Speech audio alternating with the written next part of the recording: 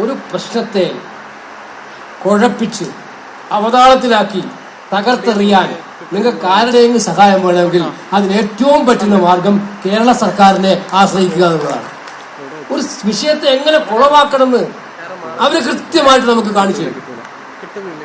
അതല്ലേ ഇത് നടന്നിരിക്കുന്നത്.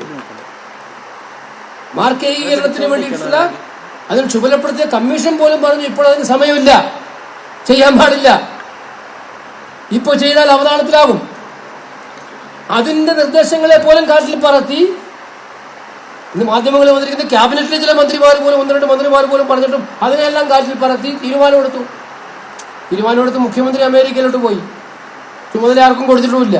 അതിന് വിശ്വാസമില്ലല്ലോ. ആർക്കെങ്കിലും ചുമതല കൊടുത്താൽ ആ കൊടുക്കാനുള്ളൊരു വിശ്വാസം ഏതെങ്കിലും ഒരു മന്ത്രിയിൽ ഉണ്ടെങ്കിൽ അദ്ദേഹത്തിന് 10 ദിവസം പോകുമ്പോൾ ചുമതല കൊടുക്കാമല്ലോ. അത് കൊടുത്തില്ല. ഇപ്പൊ സംഭവം എന്താണ്? കുട്ടികളെ മുഴുവൻ ആദ്യത്തെ ദിവസം ഒരു റാങ്ക് പ്രഖ്യാപിക്കുമ്പോൾ വേറൊരു റാങ്ക്. ഇപ്പം ഇത് സംബന്ധിച്ച് എഞ്ചിനീയറിംഗ് പ്രവേശനവുമായി ബന്ധപ്പെട്ട് പോകുമ്പോൾ ആ റാങ്കുമായി ബന്ധപ്പെട്ട് നിൽക്കുന്ന ഒരു കൺഫ്യൂഷൻ ക്രിയേറ്റ് ചെയ്തു. ഈ കൺഫ്യൂഷൻ ക്രിയേറ്റ് ചെയ്തതിന്റെ 1-ാം നമ്പർ പ്രതി വേറെ ആരുമല്ല, കേരള സർക്കാർ മാത്രമാണ് എന്നുള്ളതാണ് യാഥാർത്ഥ്യം. ആ ഉത്തരവാദിത്വം ചെറിയ ഉത്തരവാദിത്വമാണ്. ഇവിടെ ചെറുപ്പക്കാർക്ക് ജോലിയില്ല.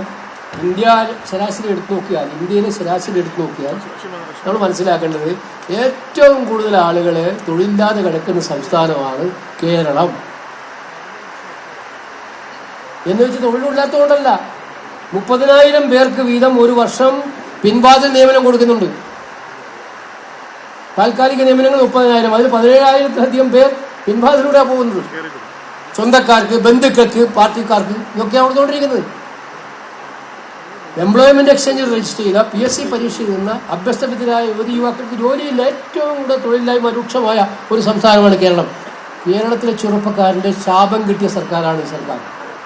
ഇപ്പോഴിതാ കേരളത്തിലെ വിദ്യാർത്ഥികളുടെ കൂടി ശാപം കിട്ടുന്ന സർക്കാരായിട്ട് ഈ സർക്കാർ മാറപ്പെടുകയാണെന്നുള്ളതാണ് നമ്മൾ മനസ്സിലാക്കേണ്ട കാര്യം. രക്ഷാകർത്താവിന്റെ ആശങ്ക, വിദ്യാർത്ഥികളുടെ ആശങ്ക, അത് ഇവർക്ക് വല്ല മനസ്സിലാക്കാനുള്ള വല്ല ശേഷിയുണ്ടോ? ഭരിക്കുന്നവർക്ക് അത് മനസ്സിലാവണ്ടേ? എത്ര പ്രതീക്ഷയോടെയാണ് ഒരു കുട്ടി പരീക്ഷ എഴുതുന്നത്, എൻട്രൻസ് പരീക്ഷ എഴുതുന്നത്? നിങ്ങൾക്ക് പരിഷ്കാരം വേണമെങ്കിൽ, അതിന് മാറ്റം വേണമെങ്കിൽ അതിന് സമയമെടുത്ത് ആ സമയവുമായി ബന്ധപ്പെട്ട് പരിഷ്കാരം നടത്തണം. എല്ലാ വശങ്ങളും ആലോചിച്ച് പരിഷ്കാരം നടത്തണം.